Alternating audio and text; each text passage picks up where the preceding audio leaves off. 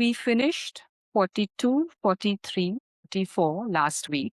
So for the quick recap, so if you go to page number 300, exactly, you'll just read the translations on that page. 42, 43, 44 read together. Those who do not have clarity speak flowery words, O Arjuna, lighting in the rituals of the Vedas and claiming there is nothing beyond them. Verse number 43, those who are full of desires, focused on heaven as the ultimate goal, speak of many special rituals that promise better births, the fruits of rituals, all aimed at attaining pleasure and power.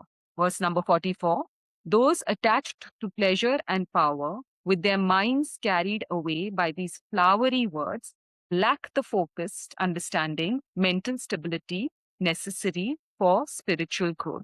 So in very short, what it's trying to say, what these last few verses have said, is that as long as you are materially engaged, as long as you are totally distant from your true identity, your true reality, and you're completely engaged in the world, as long as that holds, you will even use religion for those purposes. Do you understand the irony of that?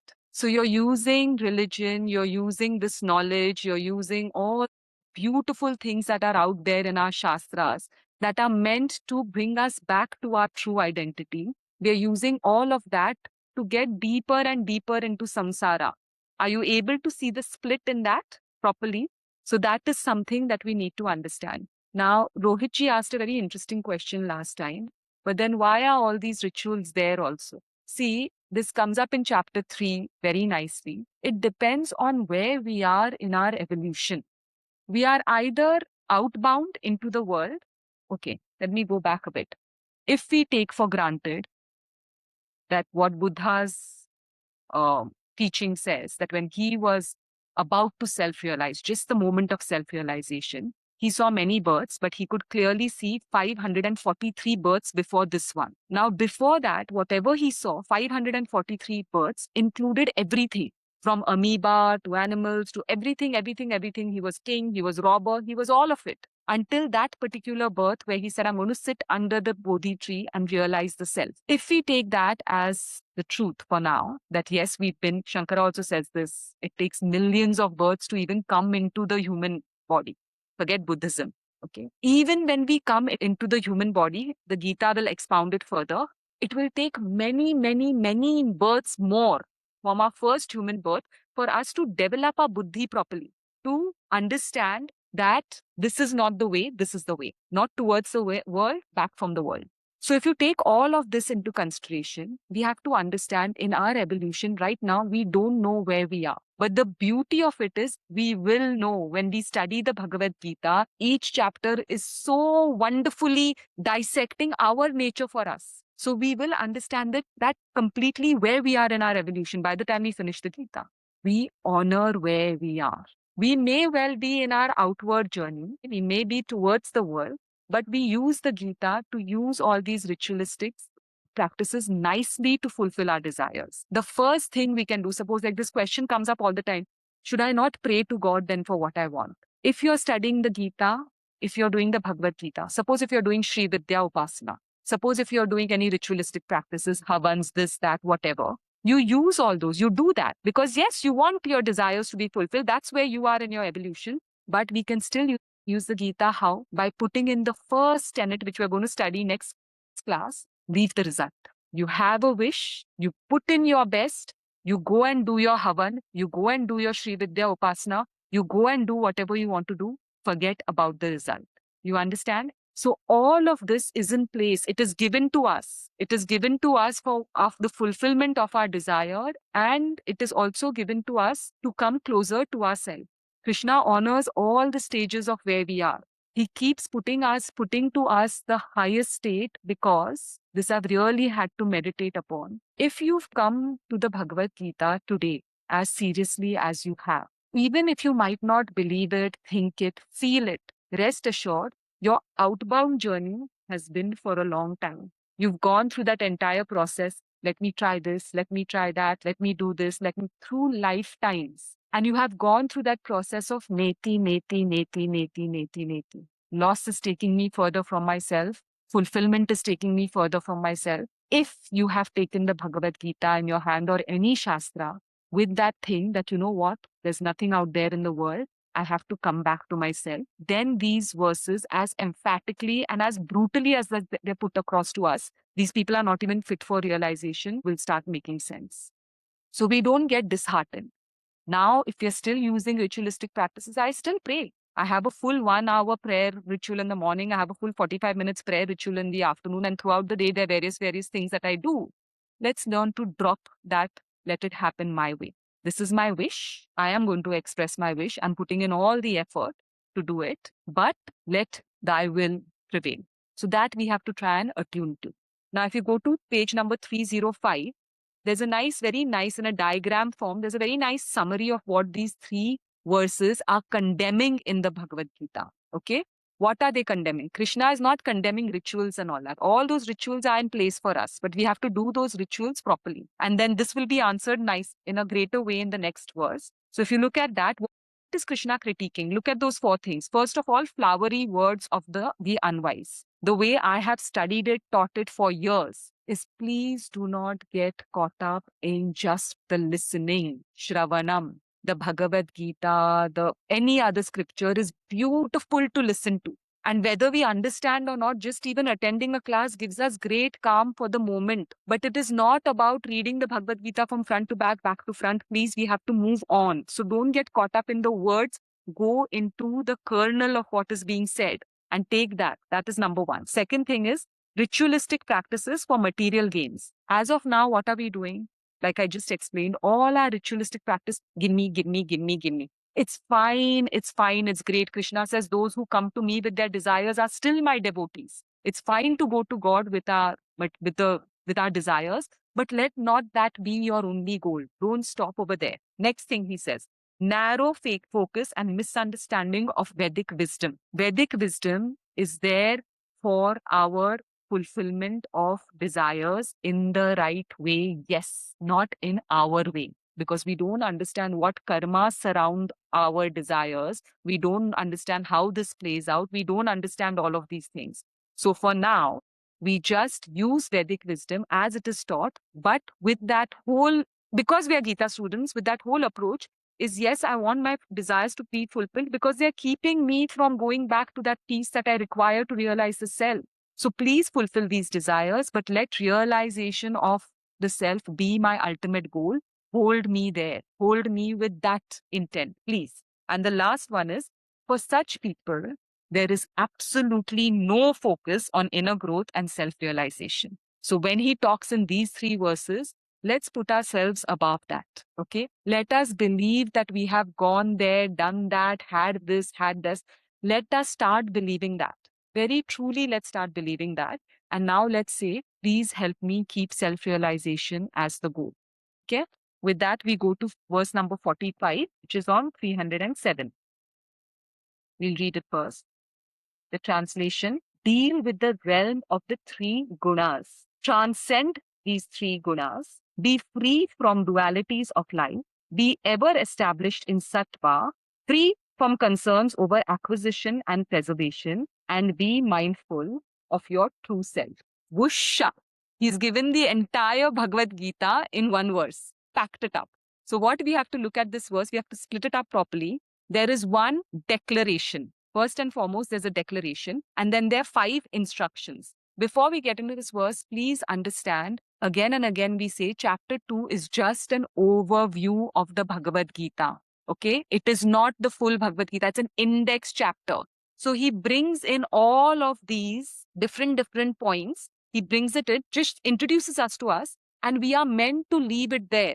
Because if we try to unpack everything in chapter 2, our understanding will not be complete. Because very slowly, systematically, block by block, like a Jenga, he builds it up through the next chapters. So let's see what he's saying over here. Let's split it up. So the first thing, the declaration that he makes is, the Vedas deal with the gunas. Now, keeping true to the last 3 verses that we have studied, he's talking about the Karma Kanda section of the Vedas. Okay. Now, when it comes to gunas, the Karma Kanda sections, the Brahmana section, of course, talks about gunas, but even the Upanishads talk about gunas. But there's a distinct difference. The Brahmana section, the Karma Kanda section, which is where we are doing the rituals to attain material gains, they are dealing with fulfillment of desire. Okay. So they are dealing with how do you use your gunas, or not even how do you use, how will you use your gunas with these ritualistic practices? Whereas the Upanishads will tell you transcend these gunas. You don't need these gunas to pull you into the world. You need to use these gunas to establish yourself in the self.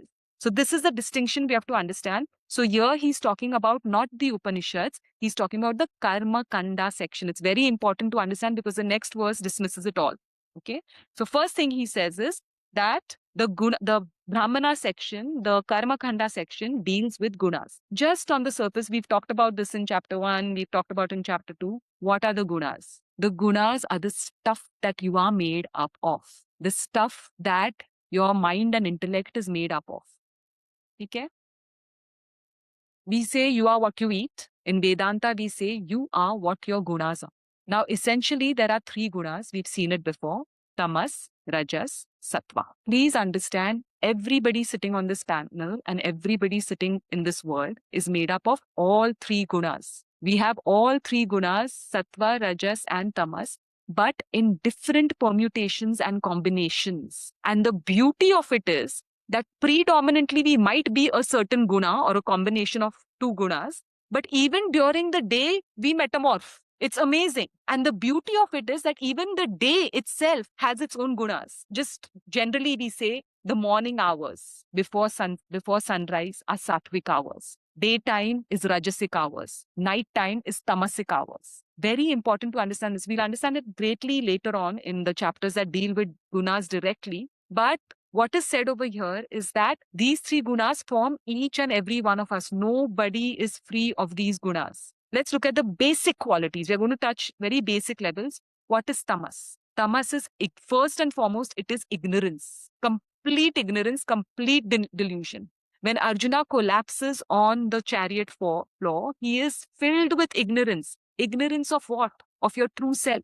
That leads to all sorts of wrong things. So it is passiveness, laziness, ignorance, indolence. That is tamas. We all have it in us and we need it. We need tamas to go to sleep in the night. The reason why we are suffering from insomnia is because tamas is not in full play. We are not allowing tamas to get in and make us go to sleep. So tamas. Second is rajas. Rajas is activity, better than tamas. Rajas is activity, but the problem is rajas by itself is filled with desires. And remember, we've already studied, desires brings agitation, right? So it's activity, it is drive, it is focus, it is all of that, but with a lot of restlessness, with a lot of agitation.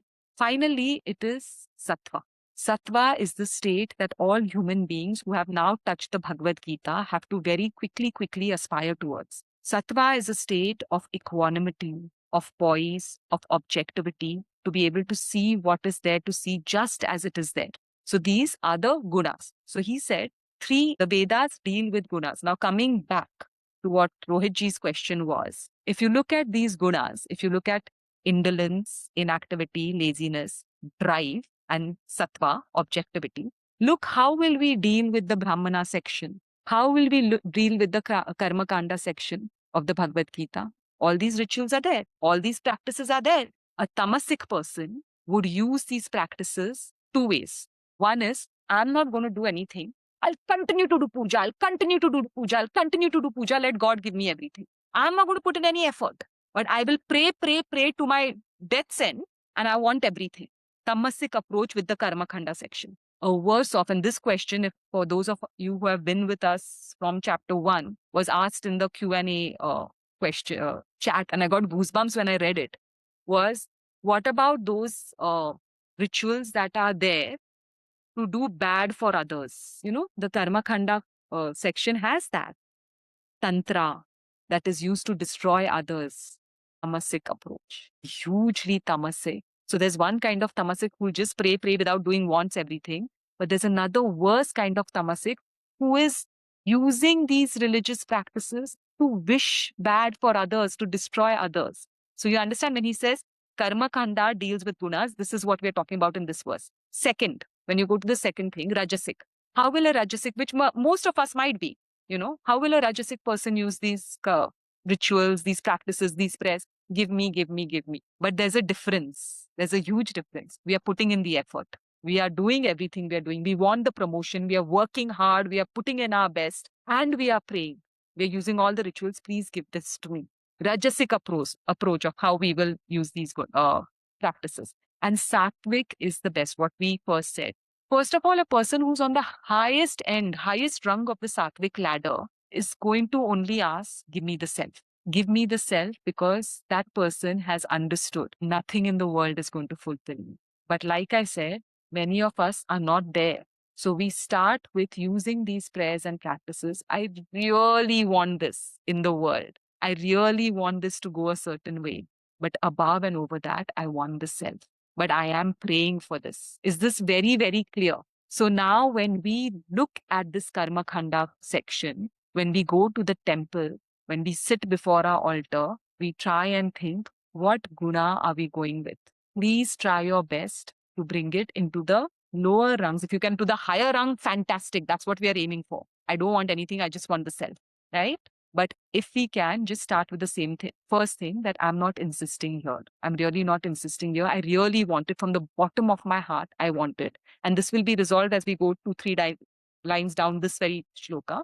Please just give this to me, but I'm not hell-bent on it. Okay, so that's what he said in the first thing, that the Karma Khanda section of the Vedas is what deals with these gunas. Once you're over that, you don't even deal with the gunas. You use the gunas for your uplift. Now, the second line. In the second line, there's a clear instruction. So he's made the declaration. Second line, he says, transcend these gunas. So please understand, when I said Karma Khanda deals with the gunas, how to use the gunas, Upanishads deals with transcend the gunas. Get back to yourself.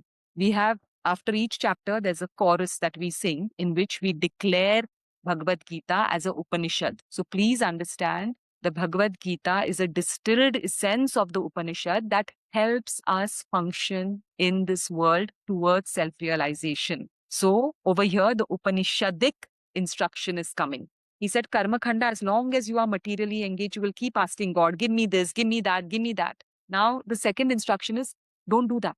Just focus on transcending these gunas. So it starts from, where am I stuck? We have to go back to that question. Am I tamasic? Am I not doing what needs to be done? And just asking God, please let us, none of us be that we are destroying others with our prayers and all that, or even wishing bad for anybody. Are we just continuously going to God for different desires, fulfillment, or are we really wanting the self? So we have to understand where we are and we have to be true to that. We have to slowly transform that to the next step. So when he says transform, it's not, Swami Chinmayananda makes such a joke out of it. He says sometimes these instructions come to us, but how? How do we transcend it? In the Bhagavad Gita, very slowly, step by step, Krishna will say, if you are tamasic, lift yourself from tamas to rajas. If you are rajasic, lift yourself from rajas to sattva. And then stay there. We'll see later how to stay over there. How is this possible? By having an ideal. The first ideal is, whatever I want in my life, I have to put in the work, I have to put in the sacrifice, and there is a superpower, there is an Atmic principle, there is a God that can help me achieve it.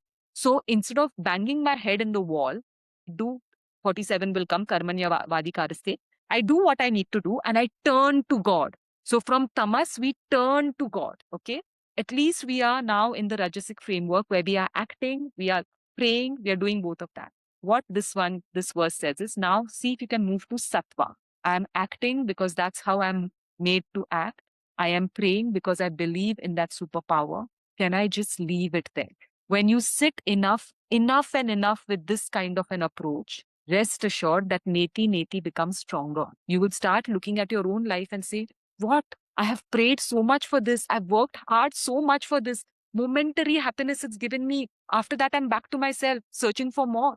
That realization, if you have studied the Bhagavad Gita, has to come to you. There's no way that it will not come to you. It just has to be a part of your life. So coming to that, you will automatically understand, I don't want anything from this world. It cannot work for us who are grahastas. It cannot work from giving up at the top level. You cannot do that. You'll be frustrated, repressed. People give up spirituality after some time. So we have to start from the bottom, slowly, step by step. So we move from tamas to understand tamas, rajas, sattva properly, we have to wait to come to those chapters. So chapter 3, which is Gunatraya Vibhaga, it's chapter 13, which is Gunatraya Vibhaga Yoga.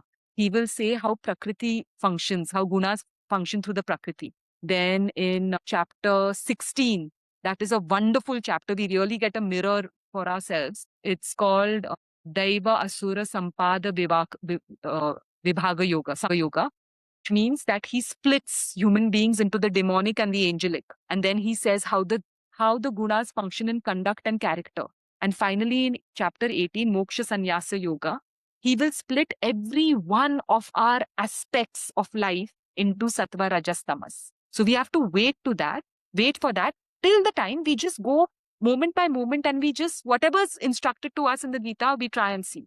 Today we've understood this is sattva, this is tamas, this is rajas. I'll send in the voice note, in a chat, complete definitions of sattva, rajas, tamas. Where are we? Try and understand where are we? How are we operating from that? So this first instruction over here is transcend the gunas.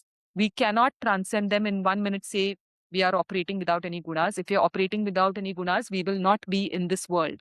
Prakriti has to function through gunas. Krishna is just giving an overview what the ultimate goal of moksha sannyasa in chapter 8 is, to transcend it all permanently and fully. The only way to do is to set a highest ideal. The only way we can start moving towards transcendence is set the highest ideal for yourself. And the highest ideal, according to the Bhagavad Gita, is I am Atma, I am Brahman, I need to come back to the state. Next instruction. Be free from dvandvas. Can you see how many instructions? This is the entire Bhagavad Gita in this be free from dvandvas. Please understand the material world that we live in. Another definition for world is dvandvas, which means pairs of opposites. This earth, this bhumi, cannot be without opposites. For every fair, there is dark. For every short, there is tall. For every fat, there is thin. For every loss, there is gain. For every sorrow, there is joy. This is the necessary material of the world. You cannot have it any other way. Now, what is our problem here? Our problem is, I like this, I don't like this. This is our basic problem. In this world of dvandvas, and those dvandvas are presenting themselves to us according to our karma, I want this or I don't want this. Logically, we are all educated people. Most of us postgraduates and all that. Is it possible? When a scene is presenting itself in front of us and we are saying, no, sorry, I want this. All grumbling tantamounts to, why is a lily not an oak? Do you see how bizarre and stupid that is? A lily will be a lily. Vedanta says, likes and dislikes are the parents of the Shadaripus. We touched on this last class. It is because of our likes and dislikes, because of our inability to deal with these dvandvas, we within ourselves give birth to all sorts of problems. Kama, krodha, lobha, moha, mada, matsarya, bhaya, desire, anger, greed, pride, arrogance. And I add one more, fear of losing whatever we have. So again over here, now this is the third time he said it in chapter 2. Please write it down in your book how important this is to rise above the dvandvas. How important it is. In chapter 2, believe me, which is only the index chapter, he's not even started the actual teaching. This is the third time he's mentioned it. I will refresh your memory. In chapter 2, verse number 14, that was the first time he gave this instruction. Matra sparshastu kaunteya. And he introduced to us that beautiful word called titiksha. In verse number 14, please read it again after this class. He says that the entire world is full of these opposite sensations. Your sense organs will keep meeting these dualities, these dvandvas in the world. Please develop the quality of titiksha. And titiksha means not just bear it. Please develop the quality of cheerful endurance. He said this in verse number 14. Then again, very recently, just a few classes back, in verse number 38, Sukha dukkhe same kritva. Again he said, come to the center. Joy and loss, gain and sorrow, whatever else. He keeps bringing these opposites. He keeps labeling these opposites. Same kritva. Come to that stage of samatva. Again over here, he's saying it for the third time. Be free of dvandvas. Stay rooted, stay centered. Now, what we have to understand is that this also, getting away from the dvandvas, is not possible because of one simple reason.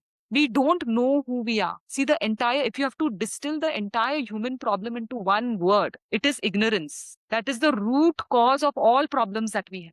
Now, the Bhagavad Gita is telling you, you are not the body, you are not the mind, you are not the intellect, you are the eternal self. As long as you are distant from the eternal self, you are going to feel an incompleteness. You're going to feel there's something missing in my life within me, something I have to do to feel fulfilled. In that, you're going to keep contacting the word. Today this, tomorrow that, tomorrow that, tomorrow that.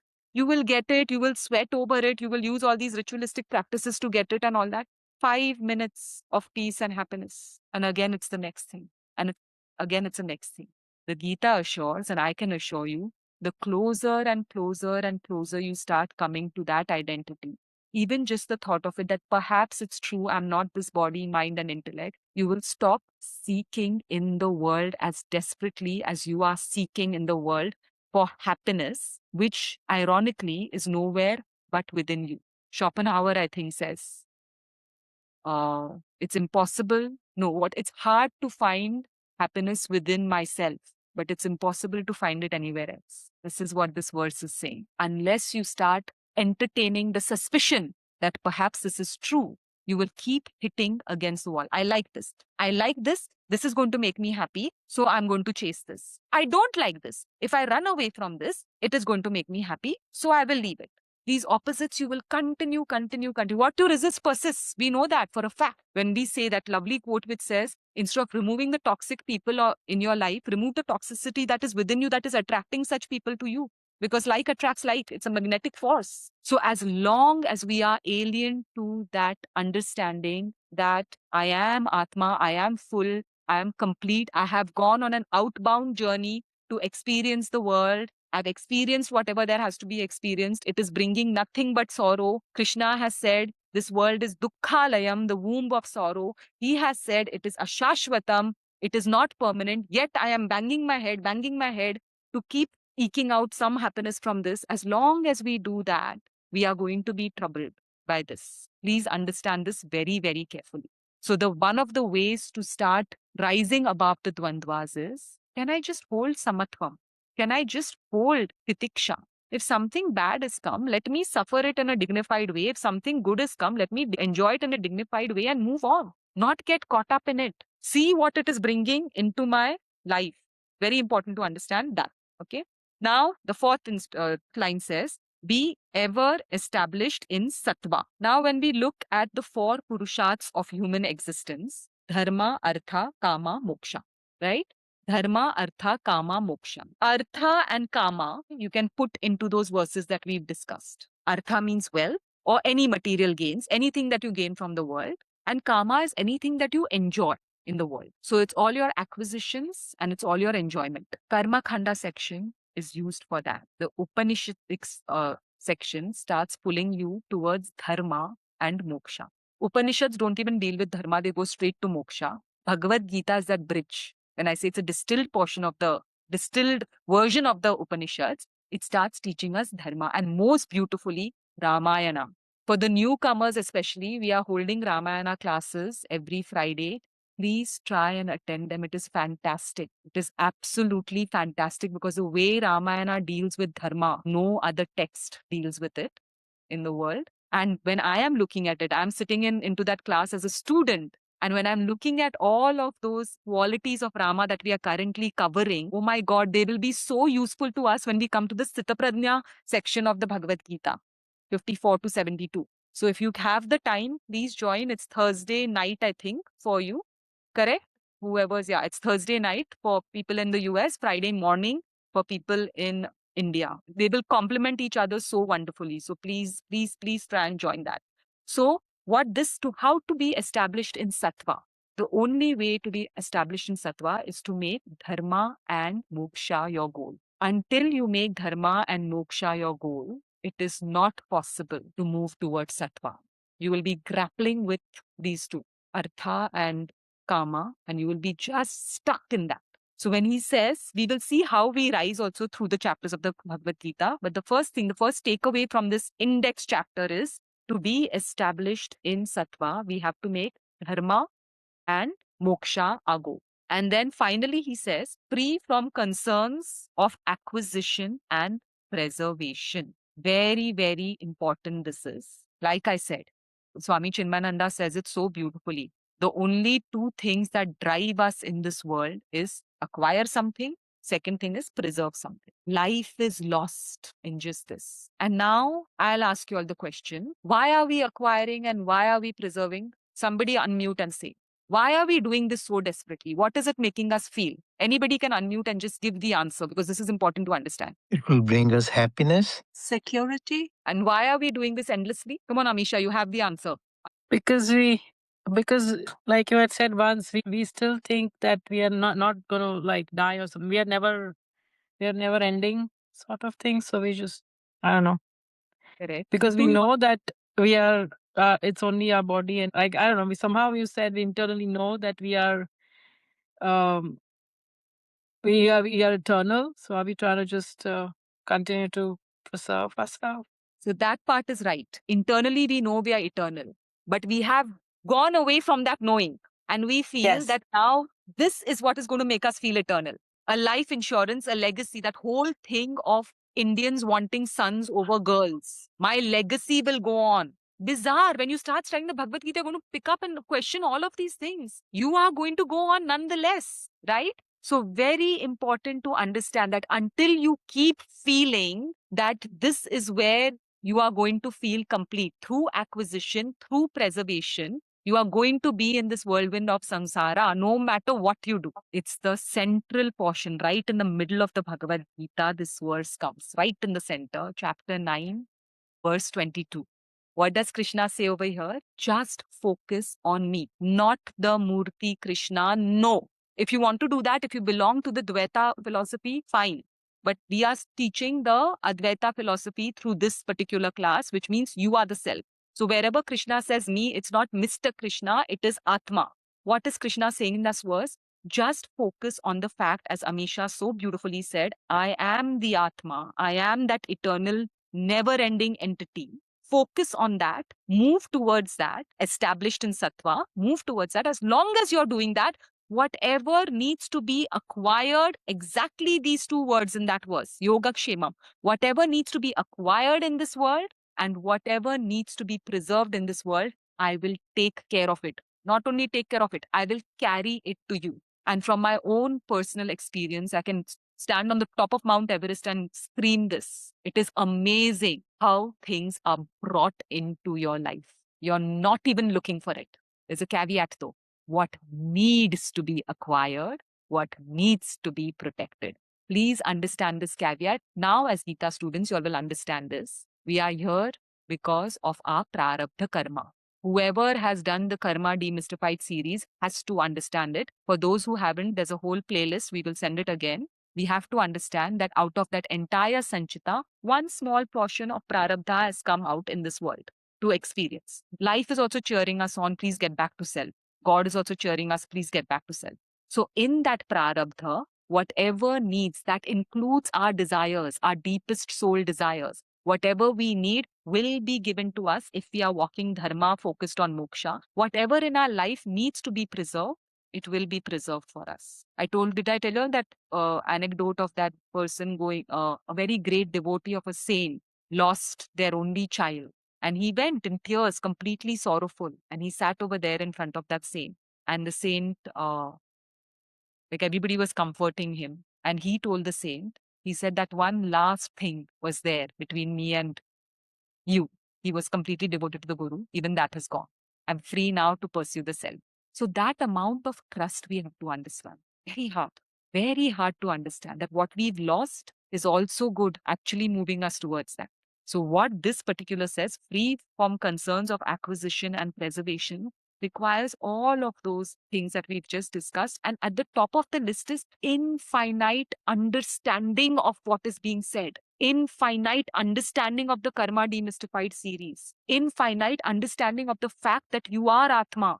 That this particular, whoever you are, Divya, Amisha, Deepa, whoever you are showing up as right now, is a moment in time in the grand journey of your life, of your soul's journey. In the grand scheme of your soul's journey, For this particular time, you're in Maldives doing this. What needs to be taken care of, what needs to be protected will be taken care of as long as I am doing my best. Nowhere does the Bhagavad Gita say sit in front of Krishna and pray all you want. Throughout the Bhagavad Gita, saying you align to dharma as sincerely as you can, as sincerely as you can, and pray. What need? Please keep the thing need, not want. Big difference between need and want. What needs to be protected, what needs to be given to you will be given to you, as in simple words, your desires will be fulfilled. All your desires. Please understand, again and again, I'm repeating, because until this gets into our heads, we can't move forward. We have come into this particular lifetime with a particular set of desires. The problem is we've forgotten what our core desires are. And now to we are actually in Kali Yuga with the virtual world, because we are seeing everybody else getting this, getting that, getting that. We think all this is our desire. Oh, I want this, I want this. We are multiplying desires as we breathe. But under all of that, and the Bhagavad Gita, I promise, will bring you to your core desires, will show you your core desires. Under all those desires that we think we want, there are those desires that we need to be fulfilled. Krishna says, those desires, one way or another, that's your prarabdha. What is meant for you, nothing or no one can keep it from you.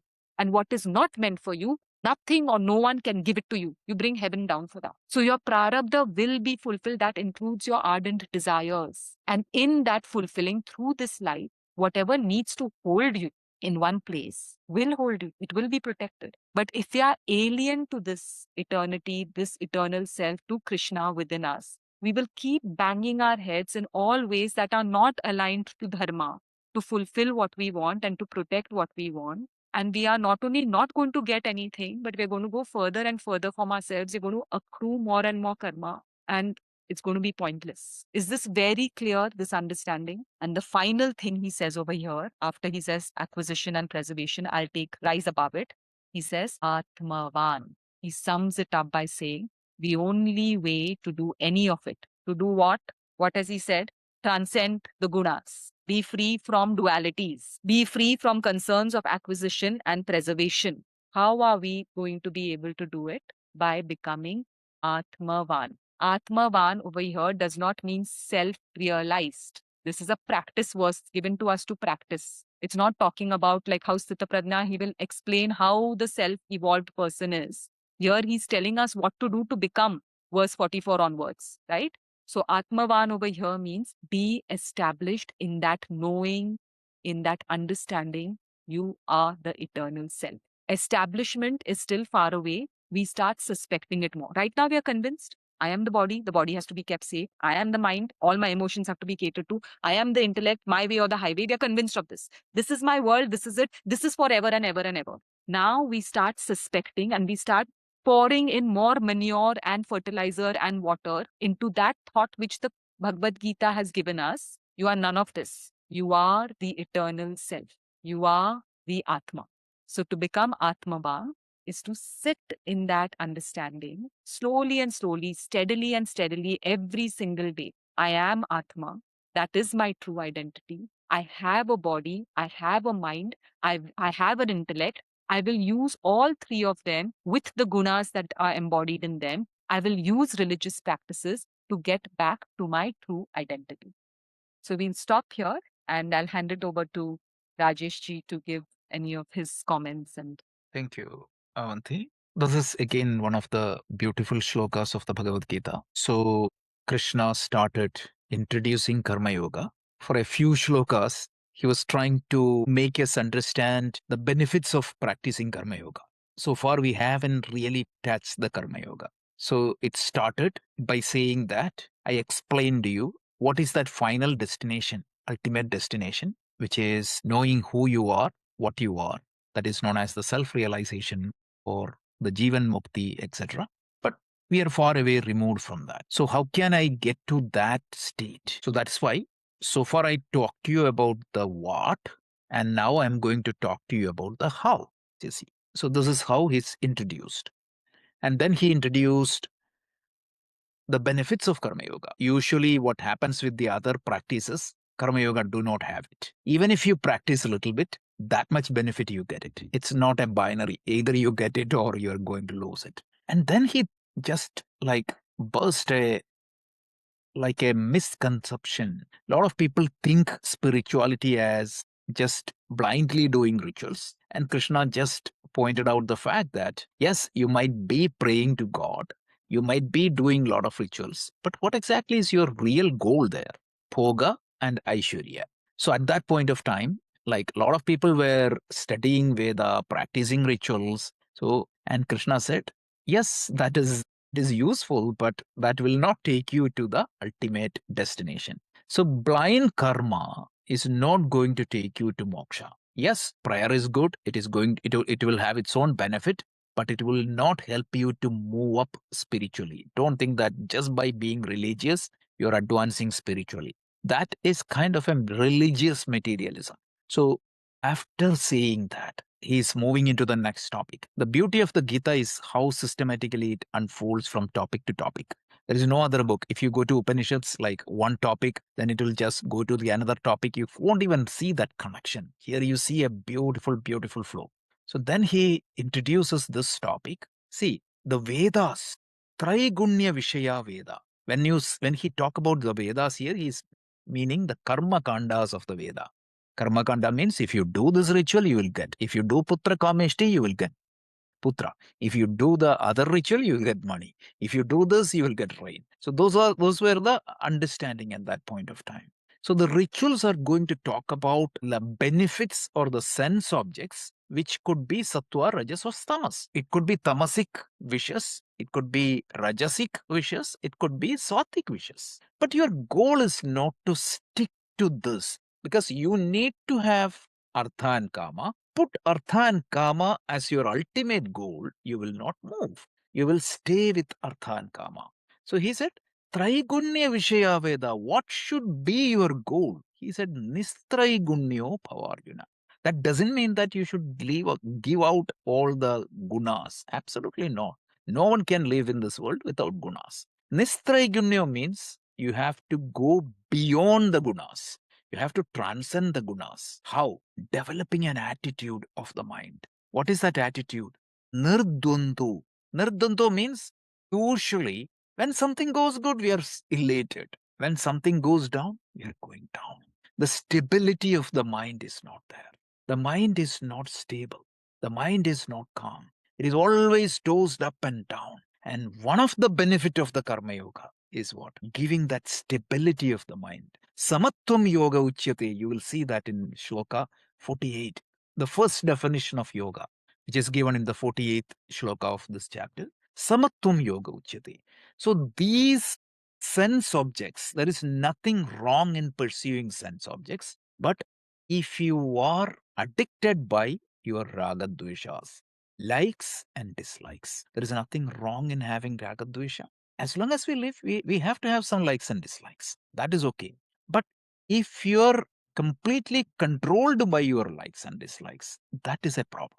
And this is elaborated in the third chapter. Indriyan indriyarthepyo ragadvesho vyavasthitu tomeva toyamagascha. So Krishna tells ragadveshas are there. Don't come under when there is a choice between what need to be done versus what I feel to be done. You have to do what needs to be done. This is the only thing. Okay, I would like to eat like a junk food, but doctor told me not to. So even though my sense objects are organs are, I should have the ability to withdraw and do what is right. The ragadveshas are always there to push me, pull me, but you have to go beyond that. And how? You have to get closer to that sat.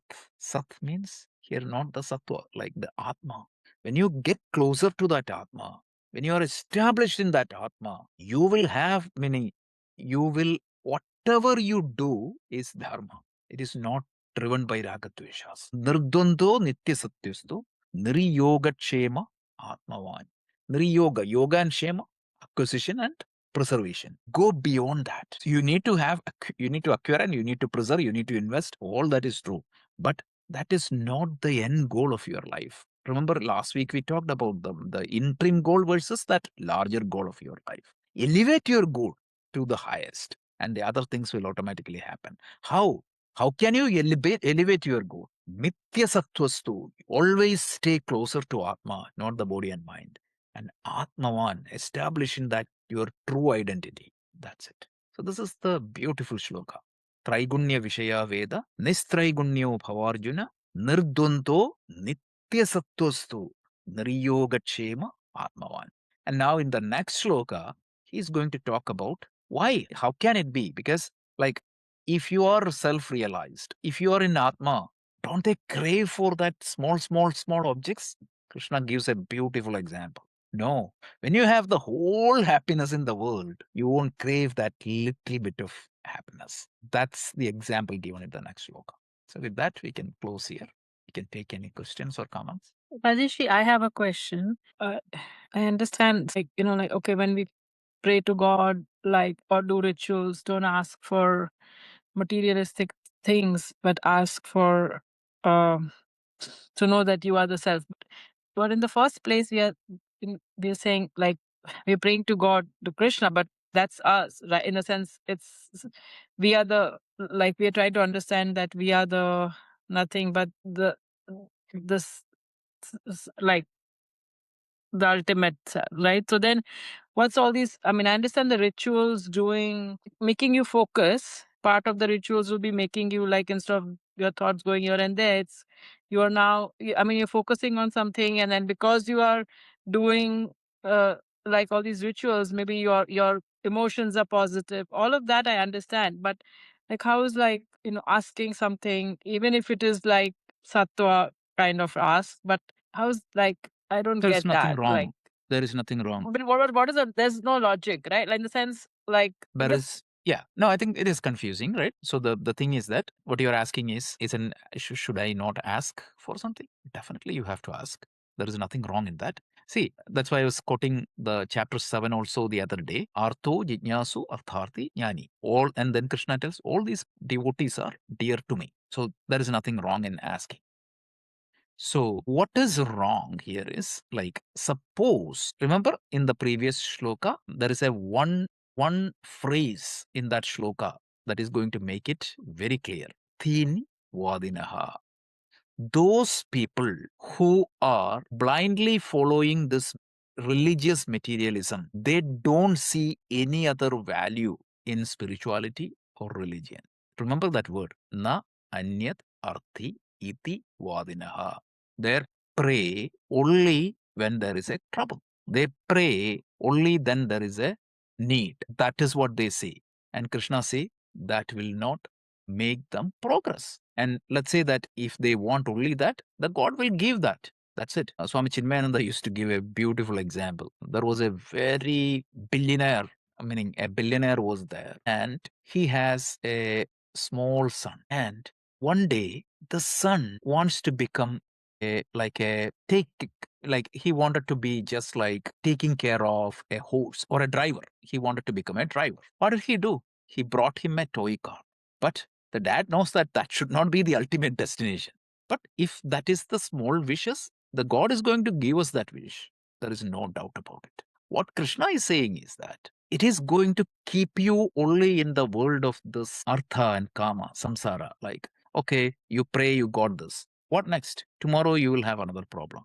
You will not be with the what is the problem we are trying to solve here? The problem we are trying to solve here is freedom from sufferings. And that suffering will not end. Even if the God is going to grant that promotion, even if the God is going to make you win a lottery, even if the God is going to take care of that disease, yes, that is good, but that is not going to make you free from suffering. And the Gita, the goal is like the human beings are suffering. There is always a difference between comfort and happiness. We always go after the comfort, thinking that the happiness is going to come with that comfort. Whatever you gain materially, anything, it will not give you that happiness or that joy. And that is what is missing. And such people, Krishna called them as Kripana because they have the possibility of living a happy life here and now, freedom from suffering. But they prefer to suffer. That is the only thing. So don't think that it is completely condemning the because I quoted his own words. His own words is chapter 7. He said there are 4 types of people pray to me, and all those people are dear to me. They are arthaha. Arthaha means when there is a trouble, people pray me. Artharthi, for gaining something, they pray me. Arthar, jitnyasu, those who wanted to learn more, they pray me. And jnani, one who knows me, also pray me. All that is equally good, but the jnani bhakta is always different. This is how he concludes. So there is nothing wrong in the prayer, but in the next chapter, or even next chapter, Krishna tells any karma, whether it is material karma. Remember the karma demystified? We classified the karma into one is laukikam karma, vaidikam karma. So these rituals are vaidikam karma, day-to-day activities are laukikam karma. It is okay to pursue artha and kama either through laukikam karma and or through vaidikam karma, but you have to do that with a proper attitude. Otherwise, this is going to keep you in that circle, vicious circle, again and again. So this is the idea. So that clarity will come when you learn the Karma Yoga. Karma Yoga is not against karma. Karma Yoga is making the karma with the right attitude. The more than the change in the karma, most of us do not do the like wrong actions knowingly. Most of us are doing, meaning at least I'm pretty confident. Whoever comes to this group, knowingly you will not do anything wrong. Or majority of your actions will be good actions. It can be, and how do you do that action? That is what is Karma Yoga. Avanti, you want to add anything? Please feel free. So first and foremost, you have to understand. See, we all go to various. We had said this in our first chapter only when we were dealing with it. We have to understand what is our approach currently. Okay, currently, what is our approach?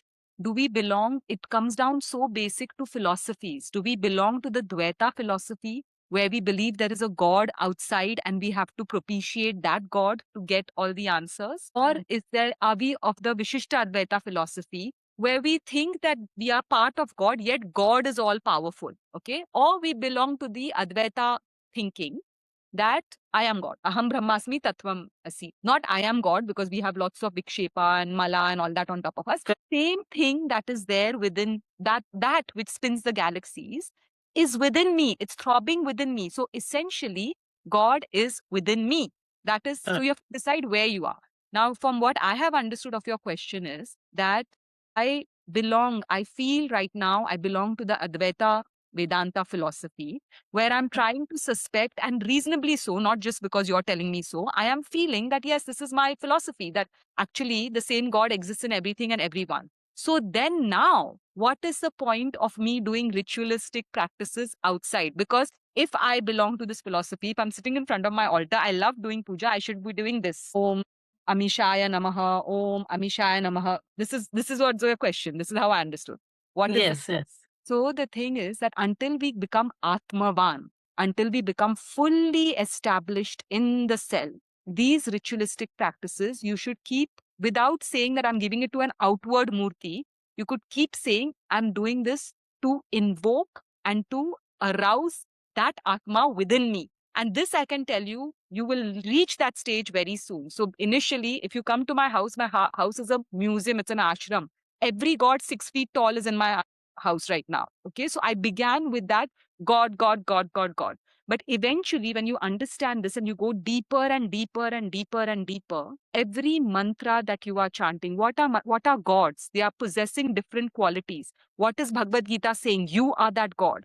What are you doing chanting chanting the mantras? You are invoking those qualities to arise within you. So eventually you will come to that point where when you're chanting the Hanuman Chalisa, you are starting to feel all those powers within you rising. There's that beautiful text which we must cover in the Wisdom series, Shankara's Shiv Manas Puja. You know, Shiv Manas Puja means Shiva is within. Everything is happening within. So my sleep, my nidra is my samadhi. My walking around in this world is, circumambulating you.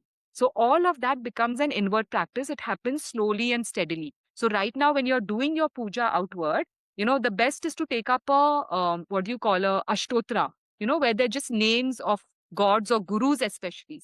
So when you take up a ashtotra of a guru, they will only be talking about the qualities. Ajaya namaha, pramaya namaha, all these qualities. So when you chant that, you have to invoke those qualities within you. You're doing an outward motion to somebody who's self-realized. but you're invoking that. Those centers will start arising. I'll give you one small thing before we close, because this will really hit if it does. For a long time, I was doing Sri Vidya Upasana. Okay, and there we worship the Sri Yantra. Okay, so there are 8 places in the yantra that we worship, we offer, and it is amazing to see that all those centers are from your own Mooladhara to your own Sahasra. So that Sri Yantra that you've been worshipping outside, you become the living Sri Yantra, and when you're then chanting something like the Khadgamala Stotra, you are invoking those energies within your own chakras. So keep with the outward process beautifully. Just when you're doing it to Krishna, try and think of the Bhagavad Gita, that Krishna is within me. And you will see the same powers that you're seeking from Krishna. One line from the Bible, Jesus heals a crippled lady. She's completely crippled, and he heals her, and she stands up and she starts screaming, Jesus has healed me, Jesus has healed me. And he says, your faith has healed you. So she invoked that within and she was healed. So do it outward, but try and see it's inside me. I hope this Thank helps. you. Thank you, Rajeshri. Thank you. You're muted, Rajeshri. Okay, I said we'll meet next week. Thank Yeah, you. please. But before we close, Ramayana class is every Thursday night, Friday morning for India. We'll send the link for the newcomers, because there's so many newcomers right now. If you all are free, please, it complements the Gita very, very well. Please do attend.